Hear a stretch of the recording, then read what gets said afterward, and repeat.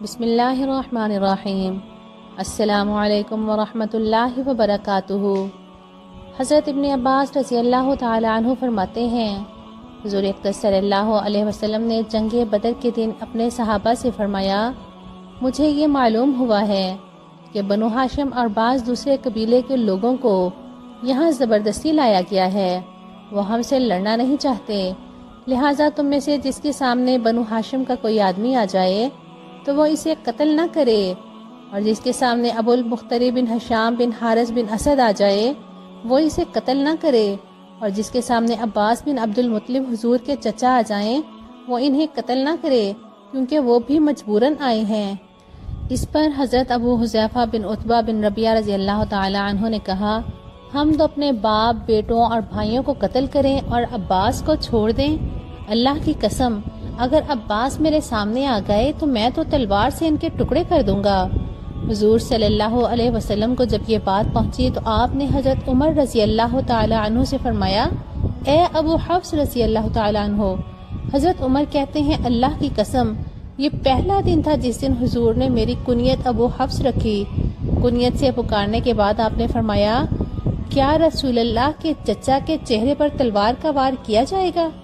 حضرت عمر نے کہا، یا رسول اللہ، مجھے اجازت دیں، میں تلوار سے ابو حذیفہ کی گردن اڑا دوں۔ اللہ کی قسم، وہ تو منافق ہو گیا۔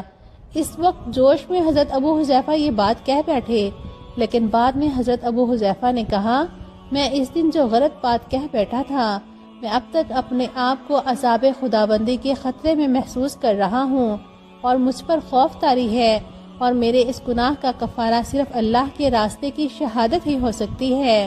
چنانچہ وہ جنگ یمامہ میں شہید ہو گئے۔ حضرت معبد بن کعب رضی اللہ تعالی عنہ فرماتے ہیں کہ حضور اقدس صلی اللہ علیہ وسلم نے بنو قریظہ کے یہودیوں کا 25 دن تک محاصرہ فرمایا، یہاں تک کہ اس محاصرے سے وہ سخت پریشان ہو گئے اور اللہ تعالیٰ نے ان کے دلوں میں رعب ڈال دیا۔ تو ان کے سردار کعب بن اسد نے بنو قریظہ پر 3 باتیں پیش کیں، یا تو ایمان لے آؤ، یا اپنی عورتوں اور بچوں کو قتل کر کے اپنی موت کی تلاش میں قلعہ سے باہر نکل کر مسلمانوں سے میدان جنگ میں لڑو، یا ہفتہ کی رات میں مسلمانوں پر شب خون مارو۔ بنو قریظہ نے سردار کی تینوں باتوں سے انکار کرتے ہوئے کہا، ہم ایمان بھی نہیں لا سکتے، اور چونکہ ہفتہ کی رات میں دشمن پر حملہ کرنا ہماری شریعت میں حرام ہے، اس لیے ہم ہفتہ کی رات میں لڑائی کو حلال قرار نہیں دے سکتے، اور اپنے بچوں اور عورتوں کو خود قتل کر دینے کے بعد ہماری کیا زندگی ہوگی؟ یہ یہودی زمانہ جاہلیت میں حضرت ابو لبابہ بن عبد المنذر رضی اللہ تعالی عنہ کے حلیف تھے، اس لیے انہوں نے ان کے پاس آدمی بھیج کر ان سے حضور صلی اللہ علیہ وسلم کے فیصلے پر اترنے کے بارے میں مشورہ مانگا۔ انہوں نے اپنے حلق کی طرف اشارہ کر کے بتایا کہ حضور تمہارے ذبح کیے جانے کا فیصلہ کریں گے۔ اس وقت وہ حضور کی بات بتا گئے، لیکن بعد میں ان کو ندامت ہوئی، جس پر وہ حضور صلی اللہ علیہ وسلم کی مسجد نبوی میں گئے، اپنے آپ کو مسجد کے ستون سے باندھ دیا، یہاں تک کہ اللہ تعالیٰ نے ان کی توبہ قبول فرما لی۔ ایک روایت میں یہ ہے کہ بنو قریظہ نے کہا، اے ابو لبابہ، آپ کی کیا رائے ہے، ہم کیا کریں؟ کیونکہ حضور سے جنگ کرنے کی تو ہم میں طاقت نہیں۔ تو حضرت ابو لبابہ نے اپنے حلق کی طرف اشارہ کیا اور حلق پر انگلیاں پھیر کر انہیں بتا دیا کہ مسلمان انہیں قتل کرنا چاہتے ہیں۔ اس وقت تو وہ حضور کا راز بتا گئے، لیکن جب حضرت ابو لبابہ وہاں سے واپس ہوئے تو انہیں بہت ندامت ہوئی، اور وہ سمجھ گئے کہ وہ بہت بڑی آزمائش میں آ گئے ہیں۔ اس لیے انہوں نے کہا، میں اس وقت تک حضور کے چہرہ انور کی زیارت نہیں کروں گا جب تک میں اللہ کے سامنے سچی توبہ نہ کر لوں کہ اللہ تعالیٰ بھی فرما دیں کہ یہ واقعی دل سے توبہ کر رہا ہے، اور مدینہ واپس جا کر اپنے آپ کو مسجد کے ایک ستون سے باندھ دیا۔ لوگ بتلاتے ہیں کہ وہ تقریباً 20 دن بندھے رہے۔ جب حضرت ابو لبابہ حضور کو کچھ عرصہ نظر نہ آئے تو حضور نے فرمایا، کیا ابو لبابہ ابھی تک اپنے حلیفوں کے مشورے سے فارغ نہیں ہوئے؟ اس پر لوگوں نے بتایا کہ انہوں نے تو سزا کے طور پر خود کو مسجد کے ستون سے باندھ رکھا ہے۔ حضور نے فرمایا، یہ تو میرے بعد آزمائش میں آ گئے، اگر یہ غلطی سرزد ہو جانے کے بعد میرے پاس آ جاتے تو میں ان کے لیے اللہ سے استغفار کرتا، لیکن جب وہ خود کو سزا کے طور پر ستون سے باندھ چکے ہیں تو اب میں بھی انہیں نہیں کھول سکتا، اللہ ہی ان کے بارے میں فیصلہ کریں گے۔ حضرت انس بن مالک رضی اللہ تعالیٰ عنہ فرماتے ہیں، حضور اقدس صلی اللہ علیہ وسلم نے حضرت ثابت بن قیس رضی اللہ تعالیٰ عنہ کو چند دن نہ دیکھا تو ان کے بارے میں دریافت فرمایا کہ وہ کہاں ہیں؟ تو ایک صحابی نے عرض کیا، یا رسول اللہ، میں ابھی اس کا پتہ کر کے آتا ہوں۔ چنانچہ وہ صحابی حضرت ثابت کے پاس گئے تو دیکھا کہ وہ اپنے گھر میں سر جھکائے بیٹھے ہوئے ہیں۔ انہوں نے پوچھا، کیا بات ہے؟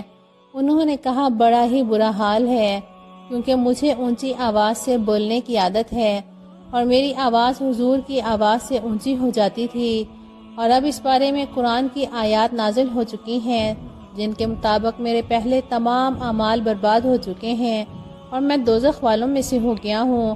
ان صحابی نے حاضر خدمت ہو کر حضور کو یہ بتایا کہ وہ یہ کہہ رہے ہیں۔ حضرت موسیٰ بن انس راوی کہتے ہیں، حضور صلی اللہ علیہ وسلم نے ان صحابی سے فرمایا، جا کر حضرت ثابت سے کہہ دو کہ تم جہنم والوں میں سے نہیں ہو بلکہ جنت والوں میں سے ہو۔ چنانچہ انہوں نے جا کر حضرت ثابت کو یہ زبردست بشارت سنائی۔ حضرت بنت ثابت بن قیس بن شماس رضی اللہ تعالی عنہ فرماتی ہیں، میں نے اپنے والد حضرت ثابت کو یہ فرماتے ہوئے سنا کہ جب حضور صلی اللہ علیہ وسلم پر یہ آیت نازل ہوئی، بے شک اللہ تعالیٰ کسی تکبر کرنے والے، فخر کرنے والے کو پسند نہیں کرتے، تو اس آیت کے مضمون کی وجہ سے وہ سخت پریشان ہو گئے اور دروازہ بند کر کے رونے لگے۔ جب حضور کو اس کا پتہ چلا تو حضور نے ان کے پاس آدمی بھیج کر اس کا سبب پوچھا۔ انہوں نے کہا کہ اس آیت میں یہ بتایا گیا ہے کہ تکبر کرنے والے اور فخر کرنے والے کو اللہ پسند نہیں فرماتے، اور یہ خرابیاں مجھ میں ہیں، کیونکہ مجھے خوبصورتی اور جمال پسند ہے اور میں چاہتا ہوں کہ میں اپنی قوم کا سردار بنوں۔ حضور نے فرمایا، نہیں، تم ان لوگوں میں سے نہیں ہو جن کو اللہ پسند نہیں کرتے، بلکہ تمہاری زندگی بھی اچھی ہوگی اور تمہیں موت بھی اچھی حالت پر آئے گی اور تمہیں اللہ جنت میں داخل کرے گا۔ اور جب اللہ تعالیٰ اپنے رسول پر یہ آیت نازل فرمائی، اے ایمان والو، تم اپنی آوازیں پیغمبر کی آواز سے بلند مت کیا کرو اور نہ ان سے ایسے کھل کر بولا کرو جیسے تم آپس میں ایک دوسرے سے کھل کر بولا کرتے ہو، یہ نہ ہو تمہارے اعمال برباد ہو جائیں اور تم کو خبر بھی نہ ہو۔ تو پھر یہ پہلے کی طرح بہت پریشان ہوئے اور دروازہ بند کر کے رونے لگ گئے۔ جب حضور کو اس بات کا پتہ چلا تو حضور نے ان کے پاس آدمی بھیج کر اس کا سبب پوچھا، تو انہوں نے بتایا کہ ان کی آواز اونچی ہے اور انہیں اس آیت کی وجہ سے ڈر ہے کہ کہیں ان کے اعمال برباد نہ ہو گئے ہوں۔ حضور نے فرمایا، نہیں، تمہاری زندگی قابل تعریف ہوگی اور تمہیں شہادت کا مرتبہ ملے گا اور اللہ تعالیٰ تمہیں جنت میں داخل کرے گا۔ حضرت محمد بن ثابت انصاری رضی اللہ تعالی عنہما فرماتے ہیں، حضرت ثابت بن قیس رضی اللہ تعالی عنہ نے کہا، یا رسول اللہ، مجھے ڈر ہے کہ میں کہیں ہلاک نہ ہو گیا ہوں۔ حضور نے فرمایا، کیوں؟ انہوں نے کہا، اس وجہ سے کہ اللہ تعالیٰ ہمیں اس بات سے روکتے ہیں کہ جو کام ہم نے کیے ہیں ان پر تعریف کیے جانے کو ہم پسند کریں، اور میرا حال یہ ہے کہ میں اپنی تعریف کو بہت پسند کرتا ہوں، اور اللہ تعالیٰ ہمیں تکبر اور عجب سے منع فرمایا ہے، اور میرا حال یہ ہے کہ مجھے خوبصورتی بہت پسند ہے، اور اللہ تعالیٰ نے ہمیں آپ کی آواز سے اپنی آواز کو اونچا کرنے سے روکا ہے، اور میری آواز بہت اونچی ہے جو آپ کی آواز سے اونچی ہو جاتی ہے۔ حضور نے فرمایا، اے ثابت، کیا تم اس بات پر خوش نہیں ہو کہ قابل تعریف زندگی گزارو اور تمہیں شہادت کا مرتبہ ملے اور اللہ تمہیں جنت میں داخل کرے؟ انہوں نے عرض کیا، کیوں نہیں یا رسول اللہ۔ حضرت محمد بن ثابت کہتے ہیں، حضور کا فرمان پورا ہوا اور حضرت ثابت نے واقعی قابل تعریف زندگی گزاری اور مسلمہ کذاب سے جنگ میں شہادت کا مرتبہ پایا۔